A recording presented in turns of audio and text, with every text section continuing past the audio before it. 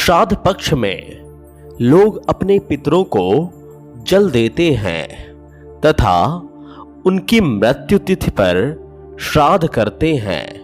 श्राद्ध से जुड़ी कई ऐसी बातें हैं जिसके बारे में बहुत कम लोग जानते हैं, मगर ये बातें श्राद्ध करने से पूर्व जान लेना बहुत जरूरी होता है, क्योंकि कई बार श्राद्ध विधि पूर्वक श्राद्ध ना करने से पितृ श्राप भी दे देते हैं। दोस्तों, आज की वीडियो में हम आपको श्राद्ध से जुड़ी कुछ विशेष बातें आपको यहाँ पर बता रहे हैं, जिनको करने से आप पितृ को प्रसन्न करके मनचाहा फल प्राप्त कर सकते हैं। श्राद्ध में ब्राह्मण को भोजन करवाना आवश्यक होता है।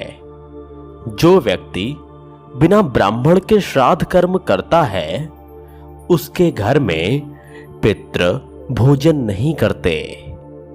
श्राद्ध कर्म में गाय का घी, दूध या दही काम में लेना चाहिए। यह ध्यान रहे कि गाय को बच्चा दिए हुए 10 दिन से अधिक हो चुके हों। 10 दिन के अंदर बछड़े को जन्म देने वाली गाय के दूध का उपयोग श्राद्ध कर्म में नहीं करना चाहिए। श्राद्ध में चांदी के बर्तनों का उपयोग व दान पुण्यदायक तो है ही, साथ ही इसे राक्षसों का नाश करने वाला भी माना गया है। पितरों के लिए चांदी के बर्तन में सिर्फ पानी ही दिए जाए तो भी वह अक्षय तृप्तिकारक होता है। पितरों के लिए अर्घ्य, पिंड और भोजन के बर्तन भी अगर चांदी के हों तो इसे श्रेष्ठ माना जाता है। ब्राह्मण को भोजन मौन रहकर एवं व्यंजनों की प्रशंसा किए बगैर करना चाहिए, क्योंकि पितर तब तक ही भोजन ग्रहण करते हैं जब तक ब्राह्मण मौन रहकर भोजन करता है। जो पितृ शस्त्र आदि से मारे गए हों, उनका श्राद्ध मुख्य तिथि के अतिरिक्त चतुर्दशी को करना चाहिए। इससे वे प्रसन्न होते हैं।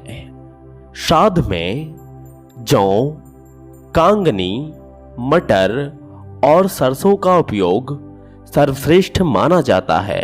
तिल की मात्रा अधिक होने पर श्राद्ध अक्षय हो जाता है। वास्तव में तिल पिशाचों से श्राद्ध की रक्षा करते हैं। दूसरे की भूमि पर कभी श्राद्ध नहीं करना चाहिए। वन, पर्वत, पुण्य तीर्थ एवं मंदिर दूसरे की भूमि नहीं माने जाते, क्योंकि इन पर किसी का स्वामित्व नहीं माना जाता है। अतः इन स्थलों पर श्राद्ध किया जा सकता है। चाहे मनुष्य पूजन आदि में ब्राह्मण का चयन करे या ना करे, लेकिन पितृ कार्य में ब्राह्मण का ही चयन करना चाहिए, क्योंकि श्राद्ध में पितरों की तृप्ति ब्राह्मणों के द्वारा ही होती है। जो व्यक्ति किसी कारणवश एक ही नगर में रहने वाली अपनी बहन, जमाई और भांजे को श्राद्ध में भोजन नहीं कराता, उसके यहाँ पितरों के साथ ही देवता भी अन्न ग्रहण नहीं करते। श्राद्ध करते समय यदि कोई भिखारी आ जाए तो उसे भी आदर पूर्वक भोजन करवाना चाहिए। जो व्यक्ति ऐसे समय में घर आए याचक को भगा देते हैं, उनका श्राद्ध कर्म पूर्ण नहीं माना जाता और उसका फल भी नष्ट हो जाता है।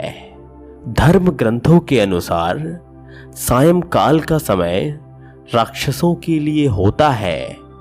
यह समय सभी कार्यों के लिए मना है, अतः शाम के समय भी श्राद्ध कर्म नहीं करना चाहिए। श्राद्ध में गंगा जल, दूध, शहद, दौहित्र यानी कि पुत्री की संतान। कुशा और तिल का होना बहुत महत्वपूर्ण माना जाता है। केले के पत्ते पर श्राद्ध भोजन निषेध होता है। सोने, चांदी, कांसे, तांबे के पात्र उत्तम माने जाते हैं। इनके अभाव में ही पत्तल का उपयोग करना चाहिए। तुलसी से पितृगण प्रसन्न होते हैं। ऐसी मान्यता है कि पितृगण गरुड़ पर सवार होकर विष्णु लोक को चले जाते हैं। तुलसी से पिंड की पूजा करने से पितरलोक प्रलय काल तक संतुष्ट रहते हैं। रेशमी कंबल, ऊन, लकड़ी, कुशा आदि के आसन श्रेष्ठ होते हैं। आसन में लोहा किसी भी रूप में प्रयुक्त नहीं होना चाहिए। चना, मसूर, उड़द, सत्तू, मूली, काला जीरा, कचनार, खीरा, काला उड़द, काला नमक, लौकी, बड़ी सरसों, काले सरसों की पत्ती और बासी या अपवित्र फल और भोजन या अपवित्र अन्न का श्राद्ध में निषेध माना जाता है। तैयार भोजन में से गाय, कुत्ते, कौवे, देवता और चींटी के लिए थोड़ा सा भाग जरूर निकालें। इसके बाद हाथ में जल, चावल, चंदन, फूल और तिल लेकर ब्राह्मणों से संकल्प लेना चाहिए। पिता का श्राद्ध पुत्र को ही करना चाहिए। पुत्र के ना होने पर पत्नी श्राद्ध करा सकती है। पत्नी ना होने पर सगा भाई और उसके भी अभाव में समपिंडों को श्राद्ध कराना चाहिए।